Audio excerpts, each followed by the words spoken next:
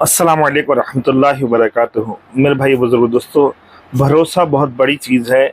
इसके ताल्लुक़ से हज़रत मौलाना साहब ने हमें नसीहत की है। इस बारे में सुनिए गौर से, इंशाल्लाह बड़ा फ़ायदा होगा। उसके बाद इंशाल्लाह बात करेंगे। मेरे दोस्तों, बुजुर्ग अजीज़ों, बहुत तवज्जो से, बहुत ध्यान से बात को सुनना है और इज्तिमाई तौर पर काम करने वालों को कोई फैसला करना है। वो बात यह है कि कोई भी लाइन हो दीन की या दुनिया की, कोई भी लाइन हो दीन की या दुनिया की, उसमें तरक्की के लिए सबसे बुनियादी चीज़ एतमाद है। बुनियादी चीज़ क्या है? एतमाद, भरोसा। एतमाद और भरोसा। अगर आवाम को हुक्काम पर भरोसा नहीं, मुल्क तरक्की नहीं करेगा। अगर हुक्काम को आवाम पर भरोसा नहीं, मुल्क तरक्की नहीं करेगा। अगर तालिब इल्म को उस्ताद पर, उस्ताद को तालिब इल्म पर भरोसा नहीं, ये तालीम में तरक्की नहीं करेगा। अगर मुलाजिम को मालिक से और मालिक को मुलाजिम पर भरोसा नहीं, तो ये तिजारत में तरक्की नहीं करेगा। अब कोई भी दुनिया का शोबा उठाकर देख लें, हर शोबे की तरक्की का सबसे बुनियादी सबब और बुनियादी शर्त वो एतमाद है। वो एतमाद, मेरी बात बहुत जाकर सुननी पड़ेगी सब। अगर ये एतमाद ख़त्म हो जाएगा तो काम की तरक्की रुक जाएगी, चाहे वो दीन का काम हो या दुनिया का काम हो। इसलिए फरमाया कि इस एतमाद को बाकी रखने के लिए, इस एतमाद को बाकी रखने के लिए सबसे बुनियादी हुक्म सारे ईमान वालों को मुखातब करके, सारे ईमान वालों को मुखातब करके एक बुनियादी हुक्म ये दिया गया कि हर हाल में, हर ज़माने में मोमिन के बारे में अच्छा गुमान करो। इसलिए कि एतमाद बाकी रहता है हुस्न ज़न से। एतमाद बाकी रहता है हुस्न ज़न से। मोमिन के बारे में जब तक अच्छा गुमान करते रहोगे, एतमाद बाकी रहेगा। जब मोमिन के बारे में बदगुमानी पैदा हो जाएगी तो एतमाद ख़त्म हो जाएगा। जब एतमाद ख़त्म हो जाएगा तो बहुत आसान बात है कि जिस पर एतमाद नहीं होगा उससे काम किया लिया जाएगा। हमें आप पर एतमाद नहीं, हमें आप पर एतमाद नहीं, उन्हें हम पर एतमाद नहीं, हमें उन पर एतमाद नहीं। ये सबसे बुनियादी वजह होगी काम करने वालों के बिखरने की। मेरी बात बहुत जाके सुनो सब, ये बुनियादी वजह होगी। इसलिए फरमाया कि मोमिन के बारे में अच्छा गुमान करना, मोमिन के बारे में अच्छा गुमान करने का दर्जा और अच्छा गुमान करने की इंतहा, और मोमिन के बारे में अच्छा गुमान करने का हुक्म इतना ज्यादा है, इतना ज्यादा है कि अगर तुम किसी मोमिन को खुद अपनी आंख से कोई गुनाह करते हुए देख लो तो तुम ये कहो कि मेरी आंख ने गलत देखा है। मोमिन ऐसा नहीं कर सकता। मोमिन ऐसा नहीं कर सकता। मेरी आंख ने गलत देखा है। शैतान ने मुझे मेरे मोमिन भाई से बदगुमान करने के लिए शैतान ने मुझे मंजर दिखलाया है, वरना मोमिन ऐसा नहीं कर सकता। मेरी बात समझ में आ रही? यहाँ तो सुनी हुई खबर पर मोमिन के बारे में बदगुमानी कर लेते हैं। हमने ऐसा सुना है, मोमिन के बारे में एक बदगुमानी क्या, एक ईमान वाले के बारे में फैसला कर लेते हैं सुनी हुई खबर पर। और सुन्नत ये है, सुन्नत एतमाद को बाकी रखने के लिए, एतमाद को बाकी रखने के लिए हुजूर अकरम सल्लल्लाहु अलैहि वसल्लम अपने एक एक सहाबी से, अपने एक एक साथी से ऐसा ताल्लुक रखते थे कि अगर वो खुद भी आकर ये कहे कि मैंने जिना कर लिया तो हुजूर अकरम सल्लल्लाहु अलैहि वसल्लम उसको मानने को तैयार नहीं होते थे। वो खुद मुअतरिफ है, जिना का मुअतरिफ है, एतराफ कर रहा। एक मुखबिर है कि वो किसी के बारे में खबर दे कि फलाने जिना किया। एक मुअतरिफ है, अपने बारे में खुद आकर कह रहा ज़नीतु या रसूल अल्लाह, मैंने जिना कर लिया। और आप इधर से आए वो तो इधर मुँह कर ले, इधर से आए तो इधर मुँह कर ले, सुनने को तैयार नहीं।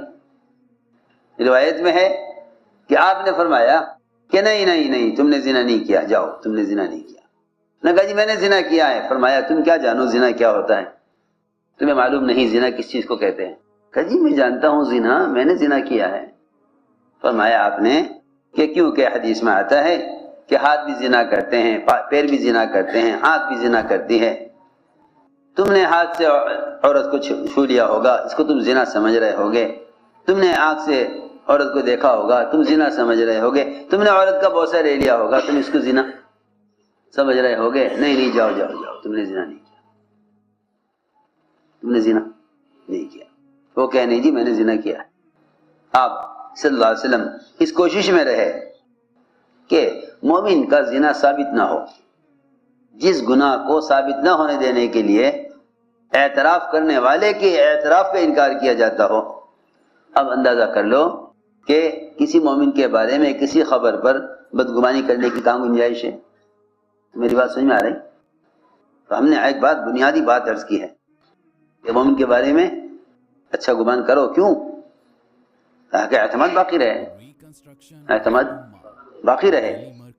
اپنے ساتھیوں کے بارے میں شکایت نہ سنو کہ نہیں بھائی ہم چاہتے ہیں اعتماد باقی رہے، ہم چاہتے ہیں کہ اعتماد باقی رہے.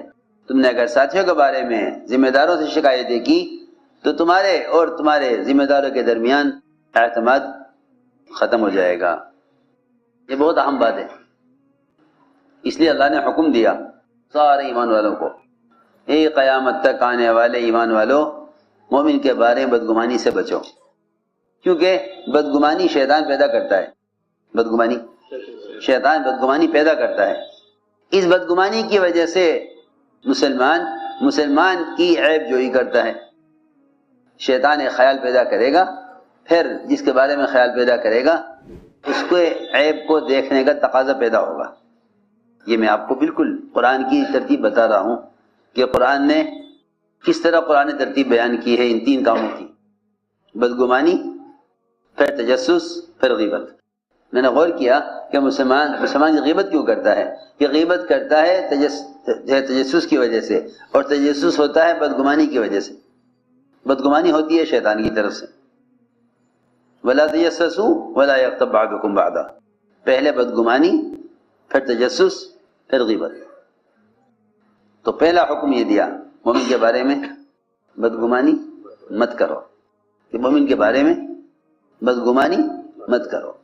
شیطان سب سے پہلے بدگمانی پیدا کرے گا، اور اس بدگمانی پر لوگ اتنے بڑے بڑے قدم اٹھا لیں گے اور اتنا بڑا اقدام کر بیٹھیں گے کہ پھر ان کے لیے سوائے حسرت اور سوائے ندامت کے اور کوئی راستہ نہیں ہوگا. سنو غور سے.